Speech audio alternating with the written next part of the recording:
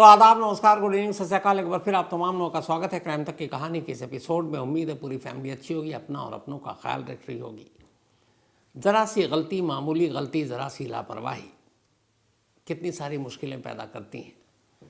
इसका best example gangster की girlfriend Divya Pahuja का कत्ल और उसके बाद उस लाश की तलाश की कहानी है। 1 और 2 जनवरी की रात दिव्या पाहूजा गुरुग्राम के एक होटल में मारी गई। उसे गोली मारी गई और गोली मारी उसी होटल के मालिक अभिजीत सिंह ने, जो उसका नया बॉयफ्रेंड था, क्योंकि पुराना बॉयफ्रेंड संदीप, उसका तो ऑलरेडी इनकाउंटर हो चुका था मुंबई में। कहानी मैंने आपको सिलसिलेवार लंबी सुनाई जब ये सब कुछ हुआ। जिस रात दिव्या पाहूजा का कत्ल हुआ उस रात 9 बजे रिसेप्शन पर खुद अभिजीत सिंह ने जाकर कहा था कि मेरे कमरे में एक लाश पड़ी है, पुलिस को इन्फॉर्म करो। पुलिस आई होटल में, उस कमरे में भी गई, लाश नहीं थी। बात सिर्फ 2 कमरों की थी। अगर 2 कमरे आगे भी पुलिस चली जाती, बात सिर्फ 1 फ्लोर की थी। अगर उस फ्लोर के हर कमरे की तलाशी ले लेती तो शायद पुलिस को 12 दिनों तक इंतज़ार नहीं करना पड़ता। शायद पुलिस को 2 कमरों की तलाशी न लेने की सज़ा यूं न मिलती कि फिर ये मामला गुरुग्राम से होकर दिल्ली, दिल्ली से होकर हरियाणा, हरियाणा से पंजाब और पंजाब से कोलकाता तक पहुंच जाता। शायद गुरुग्राम पुलिस को लगभग 93 किलोमीटर बहती हुई उफनती हुई नदी के अंदर गोताखोरों को न उतारना पड़ता। शायद उन 2 कमरों की तलाशी उसी रात ले ली गई होती तो एनडीआरएफ जैसी टीम, जो नेशनल डिज़ास्टर, अर्थक्वेक, भूकंप, बाढ़ जैसी चीज़ों में काम करते हैं, मदद करते हैं लोगों की, उनको इस केस में न घसीटा जाता। उनकी टीम एक लाश की तलाश में इतने दिनों तक अपना वक्त ज़ाया न करती। नेशनल डिज़ास्टर जो रिस्पॉन्स टीम है एनडीआरएफ, 25 लोगों की ये टीम कई दिनों तक पटियाला पंजाब के वहाँ से लेकर हरियाणा तक एक ख़ास नहर और उस नहर की तलाश करती रही। गोताखोरों को उतारा, तलाशी ली, देखा कि कहीं नहर नदी में कुछ है तो नहीं। भाखड़ा नहर नाम है जिस नदी से मॉडल या फिर कहें गैंगस्टर की गर्लफ्रेंड दिव्या पाहूजा की लाश मिली है। ये भाखड़ा नहर और इस नहर के निर्माण का काम, इसको बनाने का काम 1954 में हुआ था। पंडित जवाहरलाल नेहरू तो प्रधानमंत्री थे, उन्होंने इसका उद्घाटन किया था। और ये जो पूरी नहर है ये हिमाचल प्रदेश के नांगल बांध से निकलती है। इस नदी की पानी जो भाखड़ा की है, और इसमें जो पानी आता है वो गोविंद सागर से आता है। और ये पूरा जो नहर है, इसकी लंबाई, चौड़ाई, गहराई, ये निकलता तो है हिमाचल से जैसा आपको बताया, फिर ये पंजाब के रोपड़, पटियाला, खनौरी, संगरूर होते हुए हरियाणा में ये नहर दाखिल होती है। और फिर हरियाणा के टोहाना इलाके के गांव बलियाला वाला के पास इस नहर का एक हेड है, एक मुंह है। वहाँ से इस नहर के फिर कई रास्ते बन जाते हैं, जो वहाँ से वो राजस्थान की तरफ निकल जाते हैं, जो वहाँ से फिर हरियाणा और पंजाब की तरफ का रुख करते हैं। ये जो नहर है 649 किलोमीटर लंबी है। इस पूरे भाखड़ा नहर की लंबाई, जिस नहर से दिव्या पाहूजा की लाश बरामद हुई, 649 किलोमीटर। और बहुत तेज़ पानी का बहाव है इस नहर में। इस 649 में से 169 किलोमीटर की जो लंबाई है वो पंजाब के अंदर है, यानी पंजाब के अंदर 169 किलोमीटर तक ये नहर बहती है। सबसे कम 14 किलोमीटर जो है वो हरियाणा में आती, क्योंकि हरियाणा के बाद फिर नहर का रुख खत्म हो जाता है।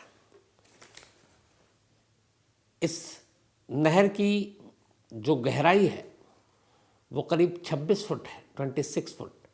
आमतौर पर इस नहर को देखकर लगता नहीं कि इतनी गहरी होगी, और इसीलिए बहुत बार हादसा होता है। नहर की चौड़ाई कम है तो लोगों को लगता है पानी कम है, कई बार लोग नहाने कूद पड़ते हैं, पर पता चला गहराई 26 फुट तक है, तो बहुत हादसे होते हैं। अब जो भाखड़ा नांगल डैम के अधिकारी अफसर हैं वो बार बार लोकल लोगों से ये कहते हैं कि नए आने वाले लोगों को आप बताओ कि इसकी गहराई ज़्यादा है, इसलिए इसमें न नहाएं। तो ये सारा मैं आपको डेटा इसलिए दे रहा हूँ इस भाखड़ा नहर की, क्योंकि यही वो नहर है जहाँ से दिव्या पाहूजा की लाश बरामद हुई, लेकिन इतनी आसानी से नहीं। हुआ ये कि 2 जनवरी की रात जब गुरुग्राम के उस होटल में दिव्या पाहूजा का कत्ल हुआ, गोली मारी होटल के मालिक अभिजीत ने। इसके बाद उसने 2 लोगों को कॉल किया जो 2 उसके पुराने साथी थे, और ये दोनों पंजाब के रहने वाले थे। इसमें एक का नाम था बलराज और दूसरे का नाम था रवि। उसने इन दोनों को होटल बुलाया। होटल बुलाने के बाद उन्हें 10 लाख रुपए दिए और कहा कि एक लाश है, इस लाश को तुम मेरी BMW गाड़ी में रखो और इसको लेकर कहीं जाकर ठिकाने लगा दो। दोनों लाश को लेकर उसी BMW कार में, जो अभिजीत की कार थी, वहाँ से निकलते हैं। और निकलने के बाद ये लोग पटियाला के पास पहुँचते हैं, और पटियाला के पास जाने के बाद वहाँ यही जो मैंने आपको बताया, भाखड़ा नहर के अंदर रात का वक्त था, लाश को फेंक देते हैं। उन दोनों को मालूम था कि इस नहर के पानी का बहाव बहुत तेज़ है, गहराई भी ज़्यादा है और लंबाई 649 किलोमीटर, ढूंढते रह जाओगे। तो इन दोनों ने लाश को तो फेंक दी। लाश फेंकने के बाद अब क्या करें? तो लाश फेंकने के बाद अब दोनों फिर वापस पटियाला पहुंचते हैं भाखड़ा नहर से। BMW कार को वहाँ एक बस स्टॉप है, बस स्टैंड है, बल्कि उस बस स्टैंड की पार्किंग में ले जाकर BMW कार को यूं ही पार्क कर देते हैं। पार्क करने के बाद अब दोनों वहाँ से एक टैक्सी हायर करते हैं, और उस टैक्सी से जो लाश ठिकाने निकालने वाले ये 2 लोग थे, बलराज और रवि, सीधे उदयपुर पहुँच जाते हैं। इधर गुरुग्राम पुलिस अभिजीत से बात कर चुकी है, वो इन दोनों के बारे में जान चुकी है, लेकिन ये पता नहीं कि दोनों कहाँ हैं। दोनों कोई मोबाइल भी यूज़ नहीं कर रहे। तो अब ये दोनों पहुंच जाते हैं उदयपुर। लेकिन उदयपुर जाने के बाद वो फ़ोन पे कांटेक्ट करते हैं। जब फ़ोन पे कांटेक्ट करते हैं तो जितने भी अभिजीत के जानकार नंबर थे वो अब पुलिस ट्रेस कर चुकी थी। तो उससे पुलिस को पहली बार पता चलता है कि ये दोनों उदयपुर में हैं। गुरुग्राम पुलिस की एक टीम फ़ौरन उदयपुर के लिए निकलती है, लेकिन उन्हें तब तक खबर मिल चुकी थी कि अभिजीत गिरफ्तार हो चुका है। वो दोनों फ़ौरन उदयपुर छोड़ देते हैं, और उदयपुर से अब वो वापस चंडीगढ़ के लिए आ जाते हैं। इधर पुलिस उदयपुर पहुंची, वो दोनों चंडीगढ़ आने के बाद अब दोनों एक ट्रेन पकड़ते हैं, और उस ट्रेन से फिर दोनों कोलकाता पहुंच जाते हैं। कोलकाता जाने के बाद अब दोनों अलग अलग हो जाते हैं, वहाँ बिछड़ जाते हैं, क्योंकि एक साथ रहने से अब तक टीवी पे तस्वीरें भी आ गई थी, अखबारों में खबरें भी थी, तो उन्हें लगा पकड़े जाएंगे, तो वहाँ से अलग हो गए।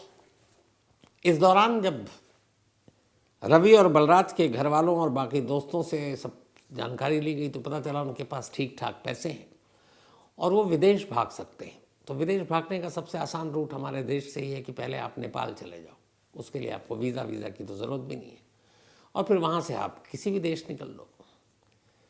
तो ये गुरुग्राम पुलिस को इनपुट मिल चुका था। गुरुग्राम पुलिस ने देश के हर एयरपोर्ट पे एक लुकआउट नोटिस जारी कर दिया, अलर्ट कि ये दोनों हैं, वांटेड है, ये तस्वीर है। अब इत्तेफाक से कोलकाता में दोनों कुछ दिन इधर उधर छुपे रहने के बाद 11 जनवरी यानी 11 जनवरी को बलराज कोलकाता एयरपोर्ट पहुंचता है। कोलकाता एयरपोर्ट से उसे कहीं अब दूसरी जगह जाना था। इत्तेफाक से कोलकाता एयरपोर्ट पे ऑलरेडी उसके बारे में इंफॉर्मेशन थी, जैसे देश के बाकी एयरपोर्ट पर। तो कोलकाता पुलिस उसे पकड़ लेती है। पकड़ने के बाद गुरुग्राम पुलिस को इन्फॉर्म करती है। गुरुग्राम पुलिस फ़ौरन पहुंच जाती है कोलकाता। अब कमाल देखिए कि 2 कमरों वाली बात है, अगर 2 कमरों की तलाशी ले लेती तो इतनी भागदौड़ तो करनी नहीं पड़ती। लेकिन अब कोलकाता में पकड़ने के बाद गुरुग्राम पुलिस बलराज को कोलकाता से बाय रोड लेकर गुरुग्राम आती है। फ्लाइट से भी लाया जा सकता था। जब इतने खर्चे ही कर डाले एक लाश की तलाश में, कहना बड़ा आसान होता है कि लाश की तलाश कर रहे हैं। आप सोचिए, दिन भर जब तक रोशनी है, कहाँ से पटियाला से एक शुरू हुआ ये जो नहर, और उसको लेके पूरे रास्ते आप छानेंगे। तो खैर चूँकि पटियाला के पास और पटियाला में ही गाड़ी मिली थी, तो पुलिस को एक शुरुआती क्लू मिला था कि शायद यहाँ पे ये नहर है, डीप है, गहरा है, तो यहाँ लाश को ठिकाने लगा सकते हैं। इसलिए उन्होंने पटियाला के इर्द गिर्द लाश को ढूंढना शुरू किया था। लेकिन पटियाला के आसपास ही वो ढूंढते रहे और वहाँ कुछ था नहीं। अब 11 जनवरी को जब बलराज पुलिस के हाथ आ गया, तब पुलिस ने उससे सफ़र में कहा चलो पूछताछ भी करते चलते। तो सबसे बड़ा मसला था कि लाश कहाँ है। बलराज से पूछताछ हुई। बलराज ने बताया कि उसने 2 जनवरी को ही कि सुबह तक लाश को पटियाला के करीब इसी नहर में फेंक दिया था। अब पुलिस ने एक्सपर्ट्स और बाकी लोगों से अंदाज़ा लगाया कि इस नहर में पानी का बहाव तेज़ है, कहाँ तक बह सकती है। 600 से ज़्यादा किलोमीटर लंबी नहर है ये। अब तलाश शुरू की गई, लेकिन आम गोताखोरों से शुरुआत में काम लिया गया, उनसे काम बना नहीं। गहराई 26 फीट। धीरे धीरे अब ये लगा कि नहीं, इसमें किसी महारथी लोगों को चाहिए, तो एनडीआरएफ से गुजारिश की गई। तो जो नेशनल डिज़ास्टर रिस्पांस फोर्स है, उनके 25 लोगों को हायर किया गया और कहा गया कि आप एक लाश ढूंढिए। अब वो लाश ढूंढते रहे। पटियाला से शुरू हुआ ये सफ़र लाश ढूंढने का। पटियाला से आगे बढ़े, रोपड़ की तरफ बढ़े, लेकिन कहीं लाश लाश ढूंढने का मतलब ये नहीं है कि आप एक जगह यहाँ देखो फिर आगे चले जाओ। क्या पता कहीं नीचे तलहटी में या जो गहराई है वहाँ पर किसी चीज़ में लाश अटक भी सकती है। तो आपको तैरना भी है, डूबना भी है और लाश को टटोलना भी है। ऊपर से ये याद रखिए कि ठंड का मौसम है और ख़ासतौर पर पंजाब में तो बहुत ज़्यादा ठंड पड़ती है। तो इन सारी चीज़ों को इमेजिन कीजिए सामने रखते हुए कि अब एक लाश की तलाश शुरू हो रही है। मालूम नहीं है कि इस नहर में 2 जनवरी को बहाई गई लाश 13 जनवरी तक कितनी दूर पहुंची होगी। लेकिन खैर, अब वो शुरुआत होती है। नहर को नापा जाने लगता है, क्योंकि अब जो जिसने लाश को ठिकाने लगाया बलराज, उसने बता दिया कि वो पॉइंट कहाँ था जहाँ से फेंका था। तब उस पॉइंट से पुलिस अपना सफ़र शुरू करती है, बल्कि एनडीआरएफ की टीम, पुलिस उनके साथ साथ नहर किनारे चल रही है। वो गोताखोर गोता लगा रहे हैं, 25 लोगों की टीम। जब एक थकता दूसरा ग्रुप, फिर तीसरा ग्रुप, करते करते करते 93 किलोमीटर का सफ़र नहर के ज़रिए तय हो गया। 93। लेकिन इन 93 किलोमीटर के सफ़र में कहीं भी कोई लाश नहीं मिली।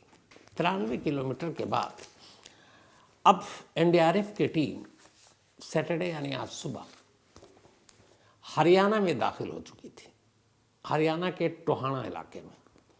और इत्तेफाक से, जैसा मैंने आपको शुरू में बताया कि हरियाणा में ये जो नहर है, ये सबसे कम इसकी लंबाई है, सिर्फ 14 किलोमीटर। और हरियाणा में दाखिल होते ही रोपड़, पटियाला, खनौरी, संगरूर सबसे होते हुए ये टोहाना के इलाके में एक जगह है जो बलियावाला कहते हैं।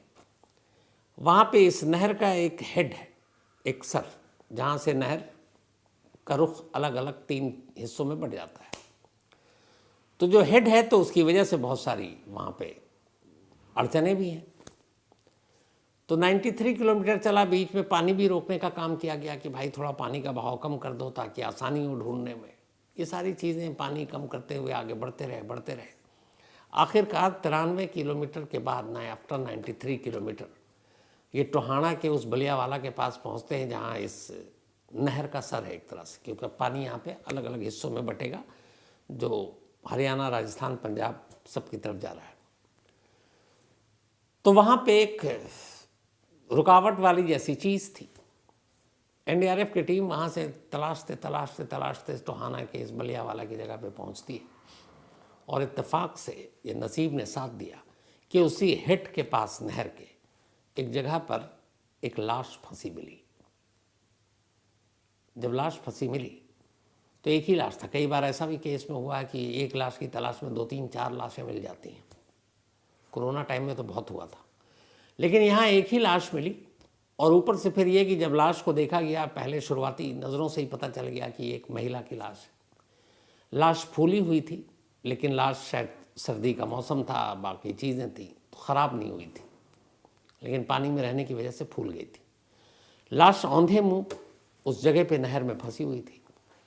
अब लाश मिली तो बाहर निकाली गई, लेकिन लाश चूँकि इतनी फूली हुई है, चेहरा वेहरा सब कुछ ऐसा हो चुका कि आप पहचान नहीं सकते। लेकिन बलराज ने बताया उस हिसाब से ये लाश जब यहाँ मिली तो पुलिस को एक उम्मीद की किरण जगी कि यही लाश हो सकती है दिव्या पहुजा की, लेकिन कंफर्म कैसे करें।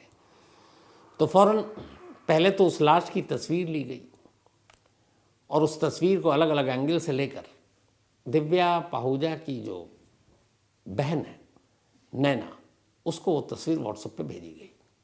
कहा कि ये एक लाश है। अब लाश शक्ल से तो पहचानी नहीं आ सकती थी, लेकिन बैक साइड में राइट हैंड पर पीठ में एक टैटू बना हुआ था बड़ा सा,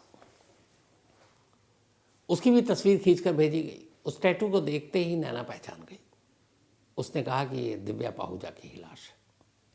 इसके बाद परिवार पहुंचा, फिर वहाँ लाश बाहर निकाला गया, फिर लाश को अस्पताल ले जाया गया, पोस्टमार्टम होगा और ज़रूरत पड़ेगी तो अब डीएनए भी होगा, क्योंकि लाश की हालत ऐसी है नहीं, शक्ल से पहचानी नहीं आ सकती।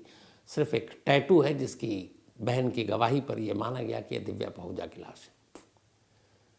तो दिव्या पाहुजा के कत्ल के 12 दिन के बाद 93 किलोमीटर तक का सफ़र तय करने के बाद एक नहर में 25 एनडीआरएफ के गोताखोरों के गोता लगाने के बाद और उन तमाम रास्तों में पुलिस वालों के तलाशी अभियान के बाद दिव्या पाहुजा की वो लाश अब मिली जो लाश 1 और 2 जनवरी की रात गुरुग्राम के उसी होटल से रात 9 बजे के आसपास ही बरामद हो सकती थी जिस होटल में उसे गोली मारी गई थी।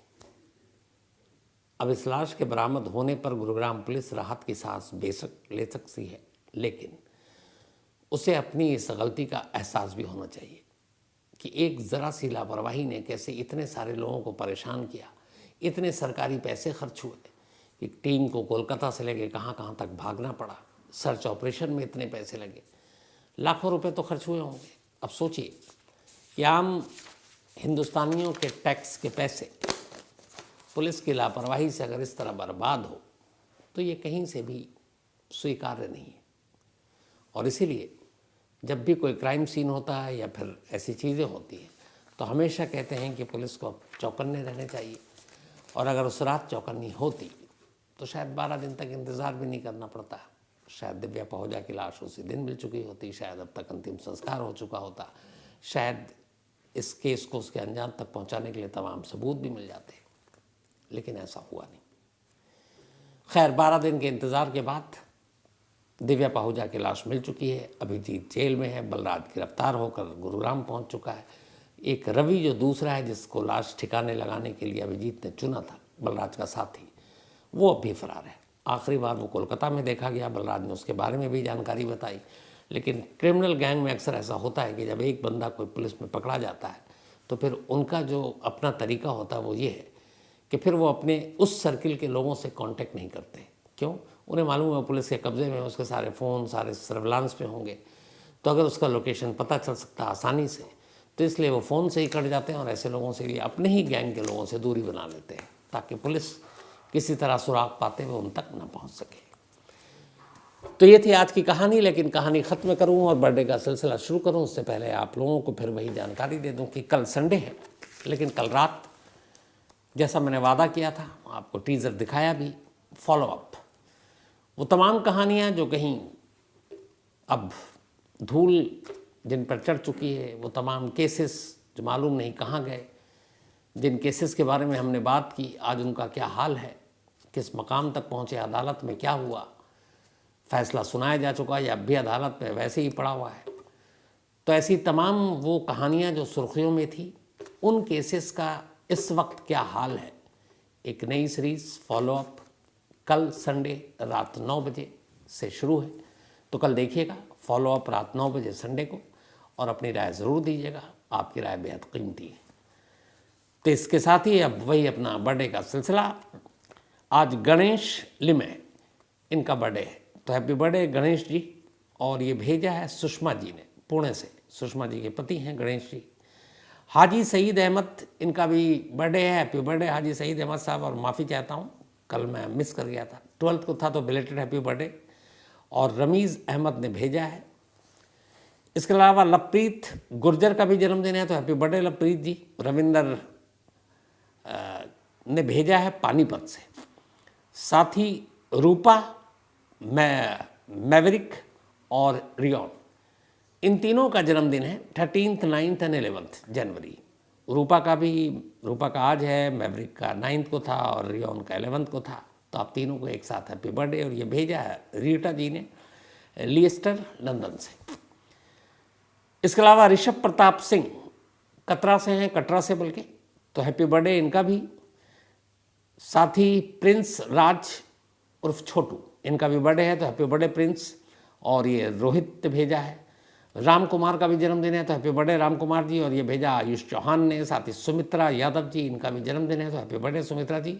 और मुकेश यादव जी की पत्नी हैं ये नित्या, इनका भी आज जन्मदिन है, तो हैप्पी बर्थडे नित्या। और डॉक्टर राज बडेकर, उनकी बिटिया हैं नित्या।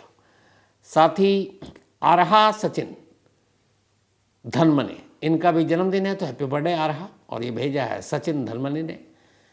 देवाशीष चौधरी, इनका जन्मदिन कल है 14 को। कल कहानी होती नहीं है, लेकिन कल से फॉलो अप है, पर उसमें शायद विशेष होंगे नहीं। तो एडवांस में हैप्पी बर्थडे देवाशीष चौधरी जी। और ये दमदम में रहते हैं, कोलकाता। एलिश, इनका भी आज बर्थडे है, तो हैप्पी बर्थडे एलिश। और ये भेजा है सर्वेश कुमार ने।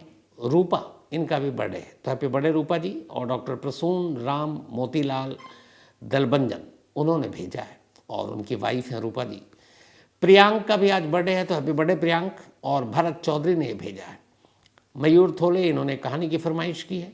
माणे Deepak Bharti, thank you so much आपका। Arya Tiwari ji, thank you so much आपका भी। सकुलान रज़ा बेंगलुरु से हैं, thank you so much Sakulan. इसके अलावा मौसम, सुखविंदर, जतिंदर, सोनिया और Seerat Kaur ji, thank you so much आप तमाम लोगों का भी। अंकित पांचाल पेंसिल्वेनिया से US, thank you so much Ankit साहब, आपका मेल पढ़ा मैंने, हंसी भी आई। सुधा सिकरावर,